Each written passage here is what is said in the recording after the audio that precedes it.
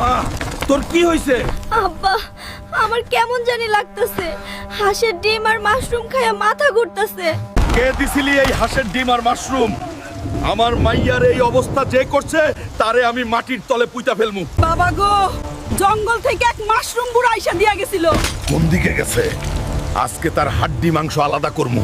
ওই মাশরুম বুড়া, সামনে আয়।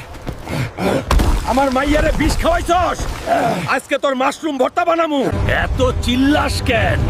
আমার রাজত্বে আইসা আমারে ভয় দেখাস? আমার মাইয়ার এই দশা কেন করলি? তাড়াতাড়ি সুস্থ করার মন্ত্র বল। আমার মাশরুম খাইলে সবাই হাঁসের মতো খুব সুন্দর হয়। সুন্দর? তোর সুন্দরের গুষ্টি কিলাই। জলদি ভালো করার মন্ত্র ক, নাইলে তোর 12টা বাজামু। আর মারিস না। এই নে নীল মাশরুম, এইটা ছোঁয়াইলেই তোর মাইয়া ভালো হবে।